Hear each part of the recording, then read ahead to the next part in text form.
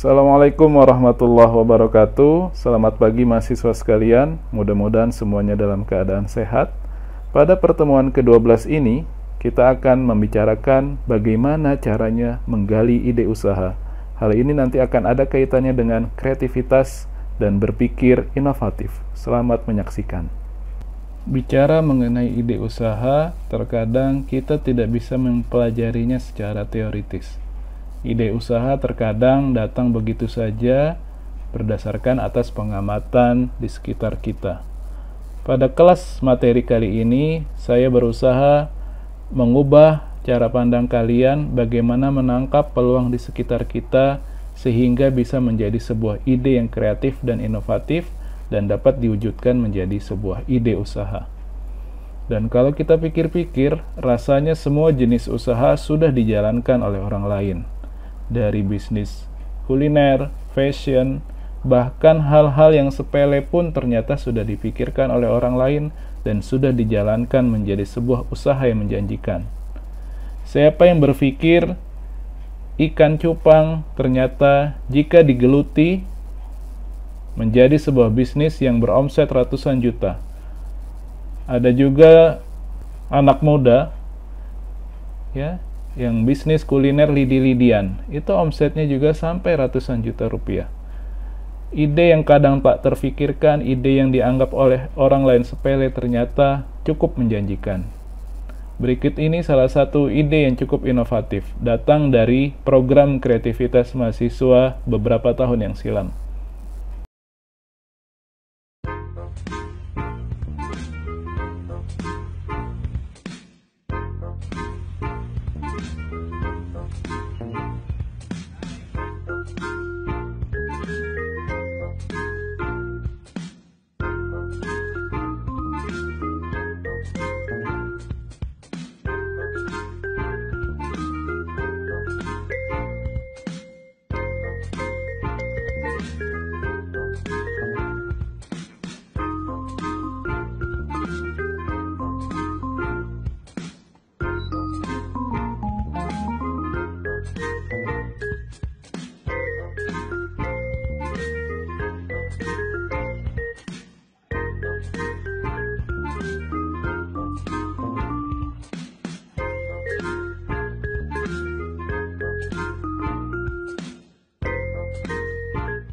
Inovasi dan kreativitas adalah hal yang perlu dimiliki dan dikembangkan dalam diri wirausaha. Banyak orang yang beranggapan inovasi dan kreativitas itu mirip atau hampir sama. Tapi inovasi dan kreativitas adalah inti dari ide usaha. Pada dasarnya, sebuah inovasi dalam berusaha adalah kemampuan untuk menerapkan solusi kreatif terhadap masalah dan peluang untuk meningkatkan atau untuk memperbaiki kinerja usaha. Sedangkan kreativitas dapat dipandang sebagai kemampuan untuk mengembangkan ide-ide baru dan untuk menemukan cara-cara baru dalam melihat masalah dan peluang.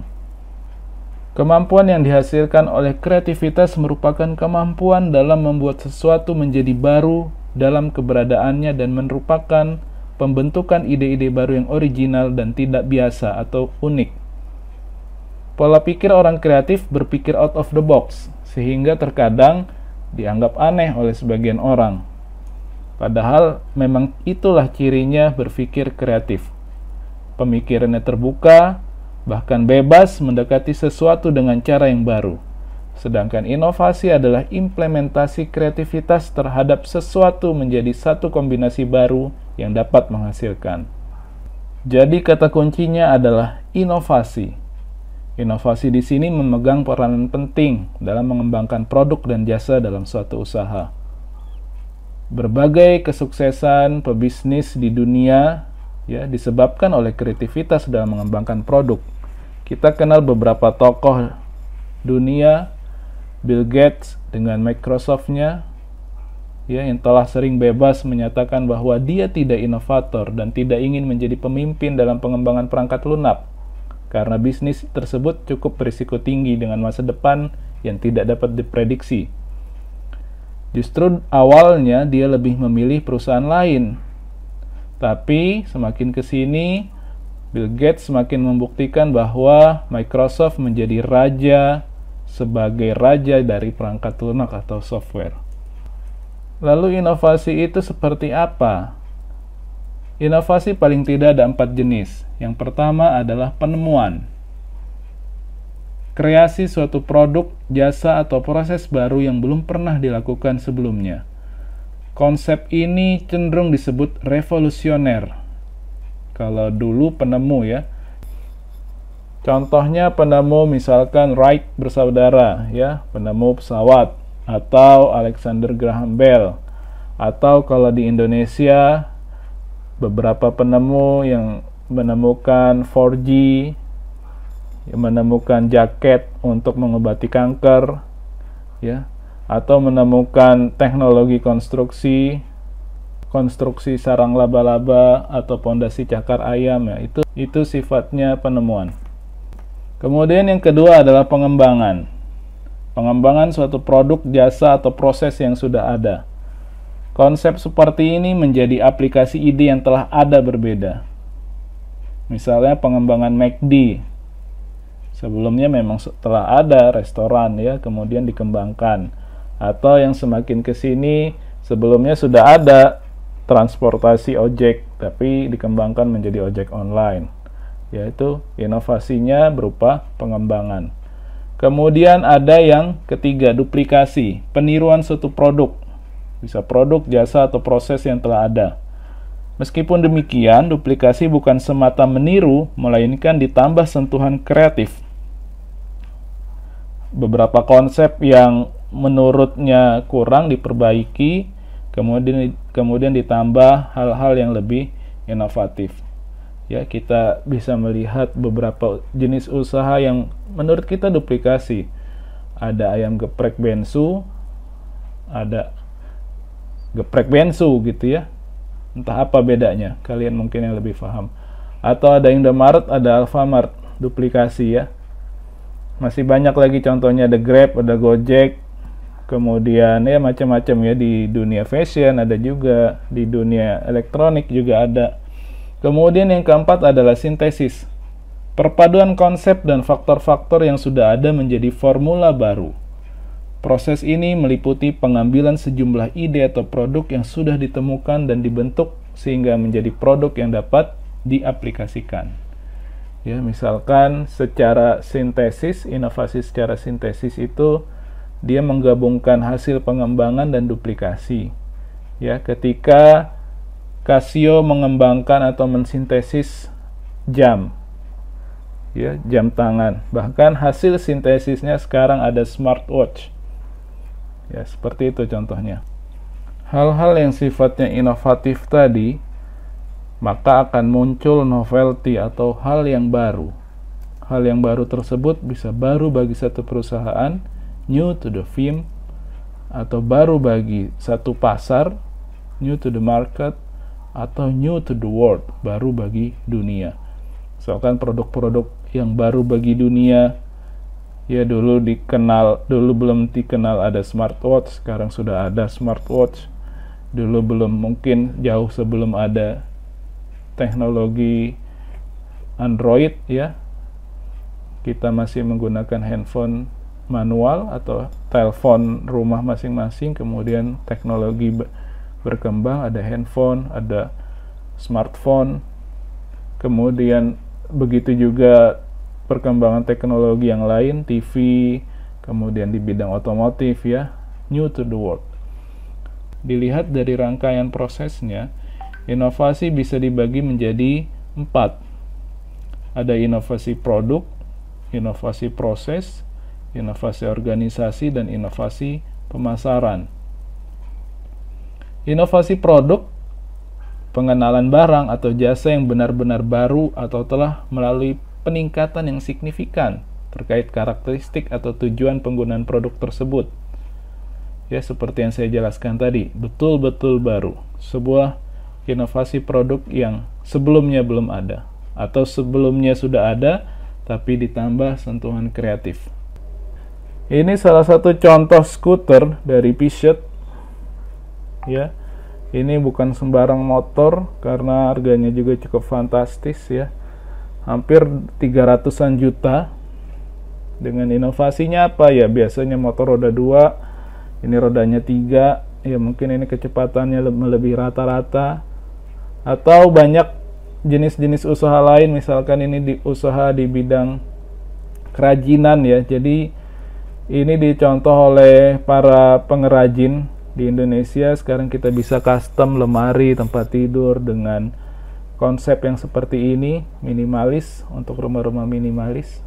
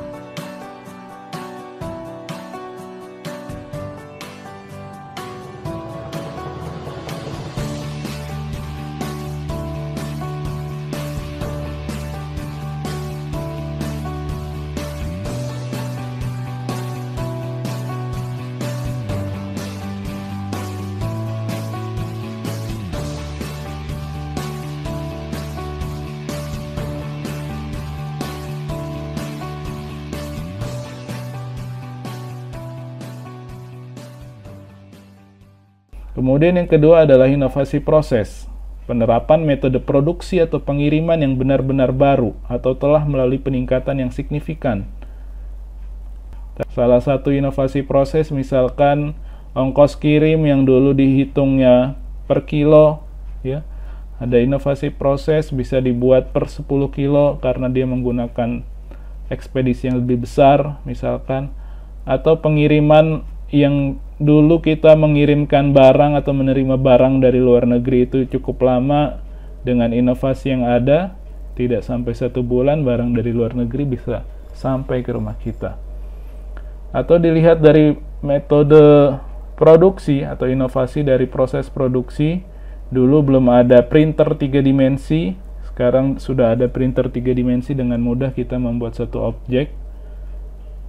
Ya, begitu juga saat kurir kita datang ke rumah, mereka tidak lagi meminta tanda tangan kita, cukup difoto atau ditembakkan untuk membaca readernya. Berikutnya adalah inovasi pemasaran, adalah penerapan metode pemasaran yang baru atau peningkatan signifikan pada pengemasan atau desain produk, penempatan produk, promosi produk, atau harga. Inovasi pemasaran ini bertujuan untuk meningkatkan penjualan, ya, memenuhi kebutuhan konsumen tentu, dan membuka pasar baru, dan menempatkan produk perusahaan dalam pasar. Contohnya di bidang pengemasan kita bisa melihat bagaimana satu produk kita yang kita butuhkan sehari-hari, ya, mulai dari peralatan mandi, peralatan makan, segala macam, dikemas sekreatif mungkin sehingga ketika ada di dalam rak di dalam mall atau di supermarket, mereka ingin mencirikan produk tersebut dengan kemasannya masing-masing. Atau yang kedua, inovasi pemasaran yang kedua adalah penempatan produk atau sales channel. Kita lihat bagaimana makanan-makanan cepat saji semacam McDonald's, KFC, ya, atau yang lainnya tentu tidak ada di gang-gang rumah kita. Mereka sudah punya standar tertentu bagaimana menempatkan produknya. Ya, misalkan harus di jalan besar atau di perempatan jalan besar, ya, atau di mall tertentu. Kemudian dari sisi pemasaran, yang ketiga adalah inovasi promosi produk. Artis-artis ternama, atlet-atlet sepak bola internasional, ya, diminta untuk mempromosikan satu produk. Ya, kalau zaman dulu ada David Beckham mempromosikan sepatu bola, ya. Atau artis-artis sekarang, ya, banyak menjadi bintang iklan. Kemudian inovasi harga, perang harga. Kita bisa melihat bagaimana dulu masih ada Uber, ada Grab, ada Gojek. Karena Uber tidak bisa bersaing, ya, harga yang ditawarkan Grab sangat murah sekali sehingga tidak bisa berjalan lagi usahanya di Indonesia, Uber. Kemudian yang berikutnya adalah inovasi organisasi. Adalah penerapan metode organisasi baru pada praktek bisnis, organisasi tempat kerja atau hubungan eksternal organisasi. Ya, jadi inovasi ini lebih kepada praktek-praktek bisnis di tempat kerja, misalkan tentang pengurangan jabatan pada satu organisasi sehingga lebih fleksibel.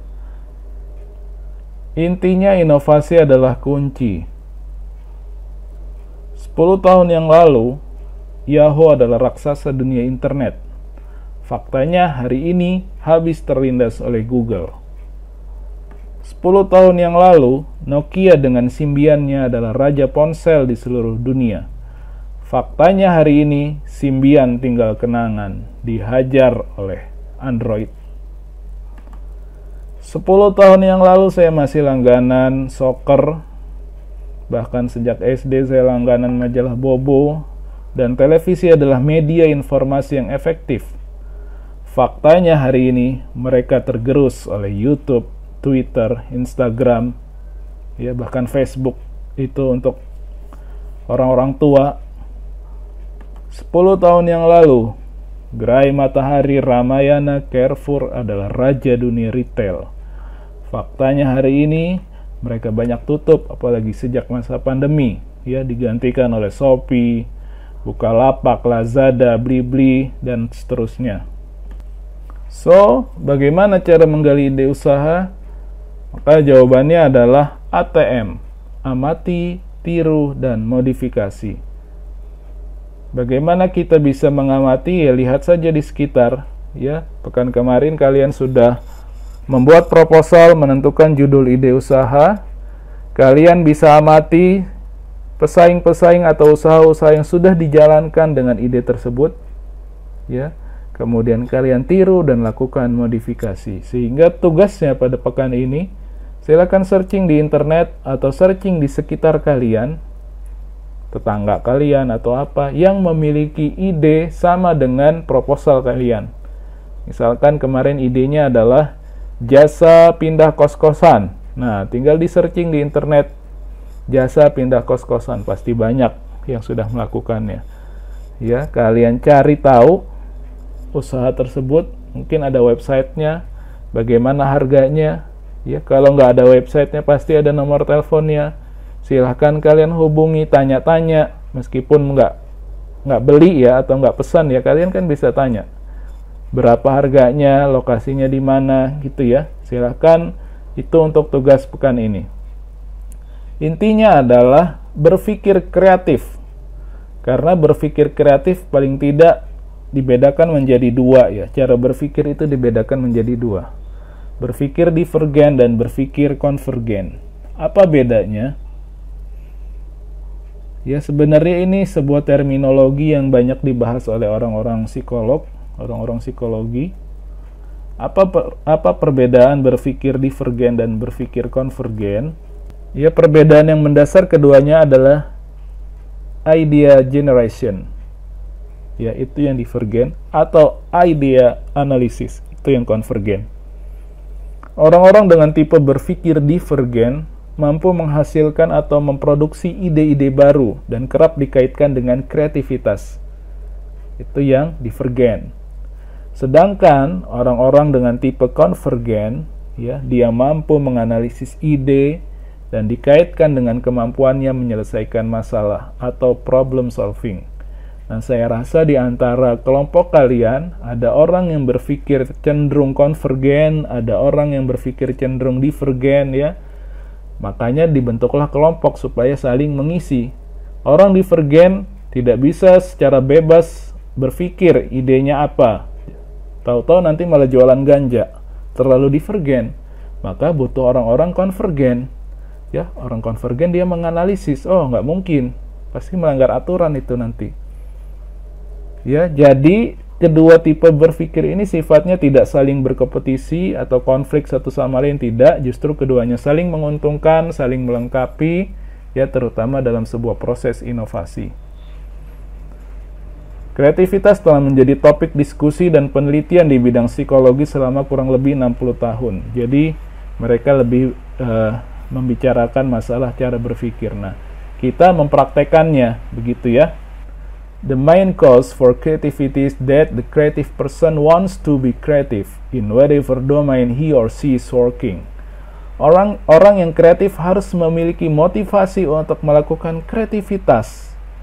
Ya, kemarin saat rapat ada dosen yang berbicara bahwa kreativitas tidak bisa dipaksakan. Betul. Saya sepakat.